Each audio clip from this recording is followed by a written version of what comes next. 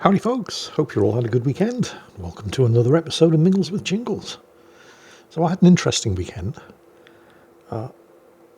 As you're probably aware, certainly if you regularly watch episodes of Mingles with Jingles, I had surgery for stomach cancer almost exactly a year ago. And the stomach cancer treatment, it doesn't just end with the surgery. They keep an eye on you for the next 5 years.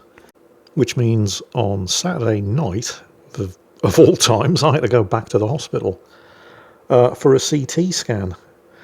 And then next month I'm probably going for a colonoscopy, although I haven't received an appointment confirmation for that yet. The good news is I've survived my first year.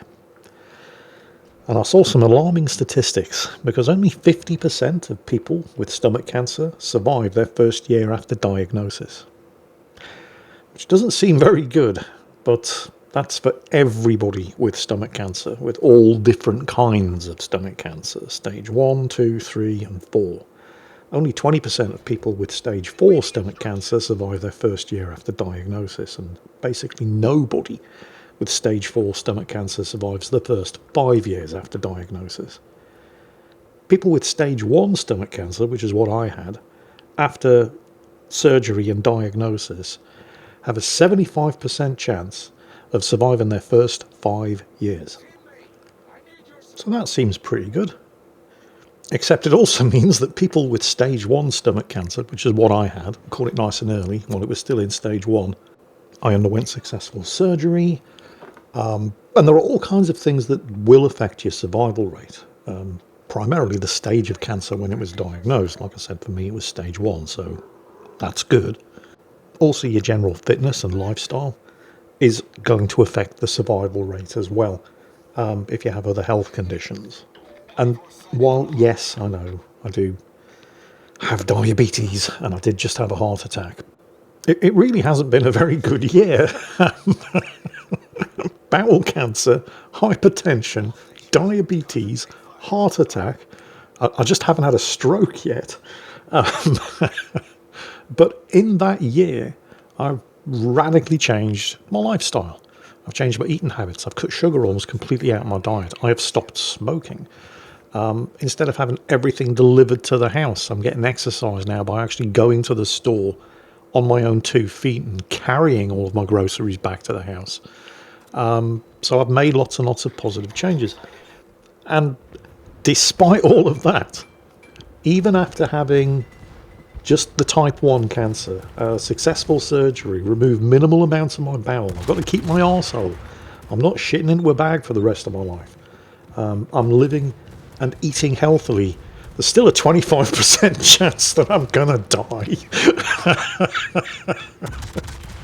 You can do everything right and still lose. Oh, God almighty. Oh well, what can you do? I don't even know when I'm going to get the results of the CT scan. Certainly don't get them there and then.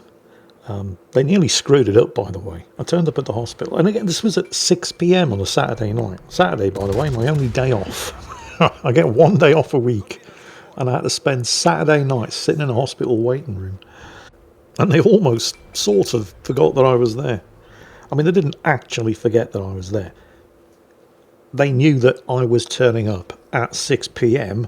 to get a scan. But there's all kinds of different scans. MRIs, X-rays, CT scans, ultrasounds, and they're all conducted in the same department at the hospital. And there's different preparation for different scans. Well, most type of scans that you undertake at a hospital, there is no preparation for. But there is for a CT scan, because a CT scan is basically just a fancy kind of X-ray. But unlike a regular X-ray, or what we think of as an X-ray, a CT scan is also very good at imaging soft tissue. But you have to prepare for the CT scan by drinking what they call a contrast fluid, which is basically just water with some kind of chemical in it. And it's the chemical that permeates your soft tissues and allows the CT scan to get an image of them. And so before you have a CT scan, you have to spend an hour before the scan sitting there drinking this contrast fluid. So the scan's at 6 p.m, I turn up at 5 p.m. By 5:40 p.m, I'm still sitting in the reception waiting area. No sign of any contrast fluid, no sign of anybody or anything. So I start to make inquiries. It turned out they were aware that I was turning up for a scan at 6 p.m, they just didn't realise it was a CT scan. So nobody had come out to... Oh. So anyway, I was there a little bit longer than anticipated. I mean, the scan itself is simple. It literally takes 5 minutes. It's the sitting around for an hour beforehand drinking this contrast fluid. That's the tedious part. But other than having everything happen 40 minutes later than it should have on a Saturday night, other than all of that, the scan itself was fine. I mean, the actual scanning process only takes 5 minutes, and then put your shirt back on, pull your pants up, and off you go. But you don't get the results there and then. Because the technicians are trained to perform CT scans, they're not trained to interpret CT scans. So I don't even really know when I'm getting the results. They're more than likely they're going to hold on to the results until I've had the colonoscopy, which is happening at some point next month. Don't have a date for that either. And that's going to be another unpleasant experience, especially the 3 days beforehand when I'm going to be on laxatives and shitting through the eye of a needle. But, you know, it's all necessary, because once that happens, I'll find out whether or not I'm going to live for another year. And then undergo the whole process again, the year after, and the year after. And hopefully, because it means I'll still be alive, the year after that, and the year after that. And if after 5 years of checks, the cancer hasn't come back, it's almost certainly not going to. And something else is going to kill me. But there's a 25% chance, apparently, even with the best treatment in the world, that it's going to come back and kill me anyway. Although, you know, I mean, I suppose it's a fairly broad statistic. It sounds kind of bad. 25% of people with stage 1 stomach cancer, which is what I had, do not survive the first 5 years. But that's 25% of all people under all circumstances who had stage 1 stomach cancer. Because I stopped smoking, I'm exercising, I'm eating healthily, I don't eat processed foods, I cook everything from fresh because of the diabetes and the hypertension. I've got reduced salt, reduced sugar diet. I've made all kinds of positive changes. I basically no longer have any bad habits. I'm one of those few people who, when they go to the doctor can no longer point their finger at me and say, you need to do better, because I'm doing everything better. And that statistic, that 25%, includes me, and it also includes people who smoke, eat a lot of fatty food, eat a lot of salt, drink too much alcohol, don't get any exercise. So it's extremely likely that that 25% mortality rate might actually be as high as 40% if you fall into that category and you don't take care of yourself. Because they do say that things like general fitness and lifestyle and general health conditions do affect your chances of surviving. And so because I am doing all those things, it could be that my mortality rate isn't 25%. It could be significantly lower. It could be as low as 10 or maybe even 5%. Or maybe because I also have diabetes and I've had a heart attack and I have high blood pressure, that it's actually worse than 25%, despite the fact that I've been taking all these steps to take care of myself. And I've basically just been completely wasting my time for the last year. It's going to get me anyway, so I may as well start smoking and drinking. And enjoy what time I have left. Because that's the thing, I mean, I feel fine. You know, I don't feel ill, despite the fact that, you know, I had diabetes and high blood pressure and cancer and I've had a heart attack. I feel fine. But that's the thing with stomach cancer. When I absolutely 100% definitely did have stomach cancer, I felt fine. It was only the fact that I noticed blood in my stool when I went to the bathroom and took a dump and I saw blood in it. I thought, oh, that's not right. But I didn't feel anything wrong. If you have stomach cancer and it gets to the stage where you feel something wrong, you've probably got 3 or 4 weeks to live. Which is how my friend Eddie found out that he had stomach cancer a year before I found out that I had stomach cancer. And he only found out when he had 2 to 3 weeks left.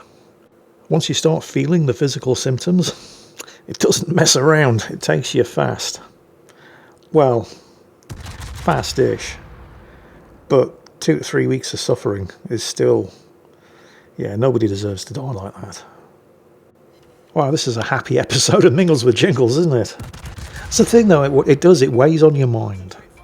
I mean, I'm not sitting around just anxious all the time, just worrying. Is it going to come back? Is it going to get me? I mean, I do think about that, but I'm not consumed with anxiety about it, because what's the point? I am doing absolutely everything that I can do. The hospital and the medical team are doing absolutely everything that they can do. It's either going to come back and get me or it isn't. And the chances are very good that it isn't. Worrying about it isn't going to do anybody any good.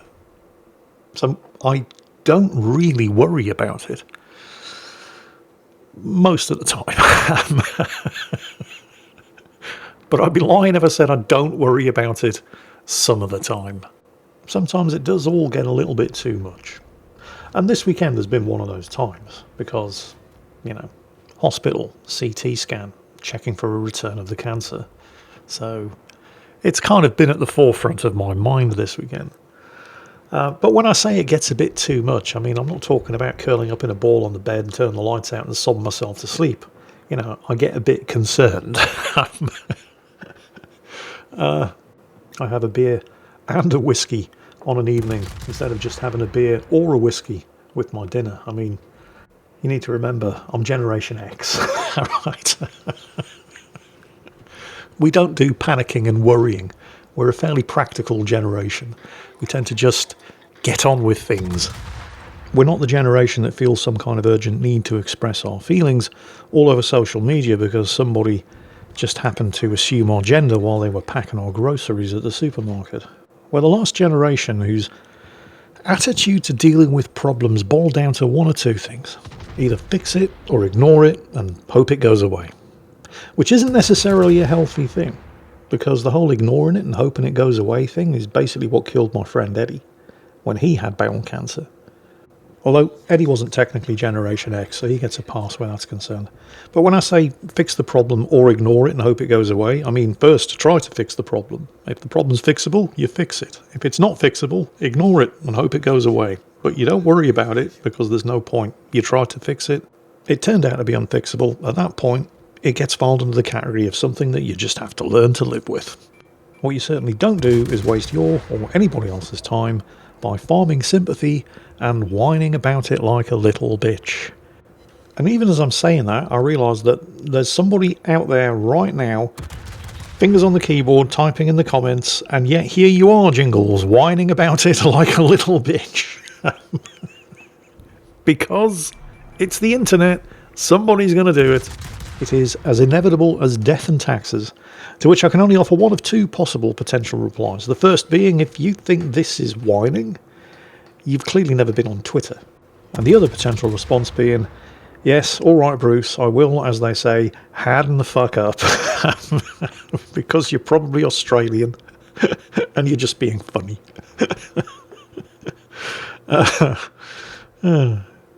So, yes, this week's episode of Mingles with Jingles took a dark turn. But I hope you can appreciate my frame of mind. It has not been a particularly good year.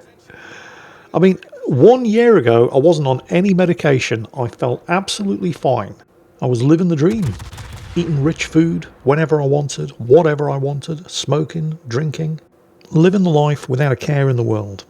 The thing is, just because I didn't know, because I hadn't been diagnosed, that didn't mean I didn't have cancer, hypertension, diabetes, setting myself up for a heart attack. All of those things were true. It's just that none of them had been diagnosed a year ago. And it's, if experience has taught me anything, it's better to know. Because if you know, again, getting back to the Generation X mentality, if you know, you have two options. Take whatever steps are necessary to fix the problems, and anything that can't be fixed, don't worry about it. Or at least try not to worry about it. And if you're not Generation X, then feel free to go ahead and waste your and everybody else's time by going on social media and whining about it like the little bitch that you are. Just don't expect anybody over the age of 50 to give a shit. Because we've got bigger problems. Anyway, I guess if there's a point to this week's episode of Mingles with Jingles, it's just don't worry about it. I mean, even though I have been spending the whole weekend worrying about it, it doesn't serve any purpose. It certainly doesn't do anything for your blood pressure, which is one of the problems that I'm trying to fix.